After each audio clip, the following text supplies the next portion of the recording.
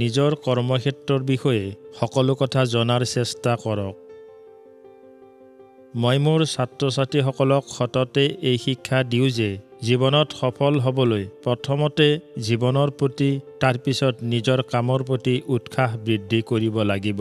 তেনে কৰিব পাৰিলেহে আমি আমাৰ কৰ্মক্ষেত্ৰত সফল হ'ব পাৰিম, নহ'লে আমাৰ অগ্ৰগতি ৰুদ্ধ হৈ পৰিব। আমি আগুৱাই যোৱাৰ ক্ষমতা হেৰুৱাই পেলাম। মই মোৰ ছাত্ৰ-ছাত্ৰীসকলৰ আগত প্ৰায়ে গ্ৰীণ হাউচৰ উদাহৰণ দাঙি ধৰোঁ। মই তেওঁলোকক সোধোঁ, আপোনালোকৰ কোনোবাই বাৰু গ্ৰীণ হাউচৰ ব্যৱসায় কৰিব বিচাৰিবনে? কাৰোবাৰ বাৰু তেনে কিবা পৰিকল্পনা আছেনে? মোৰ এই প্ৰশ্নৰ উত্তৰত আজিলৈকে মোৰ কোনো ছাত্ৰ-ছাত্ৰী ইতিবাচক সঁহাৰি দিয়া নাই।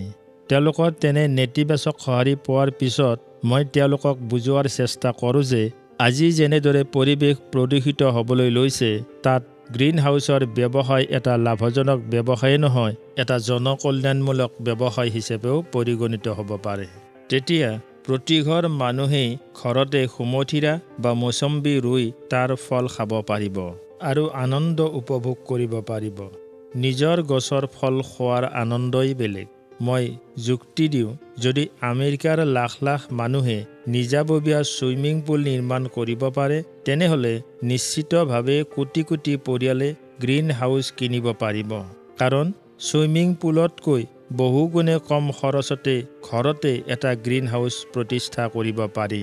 মই তেওঁলোকক অংক কৰি দেখুৱাওঁ যে তেওঁলোকে যদি প্ৰতি 50 ঘৰ মানুহৰ ভিতৰত এঘৰকো তেনে গ্ৰীণ হাউচ বিক্ৰী কৰিব পাৰে, তেনেহ'লে কিছুদিনৰ ভিতৰতে কেইবাশ কোটি ডলাৰৰ ব্যৱসায় থিয় কৰাই দিব পাৰিব। তদুপৰি তাৰ বাবে পুলি আৰু বীজৰো এটা ডাঙৰ ব্যৱসায় আৰম্ভ কৰিব পাৰিব। তাৰ পৰাও ভালেখিনি লাভ হ'ব।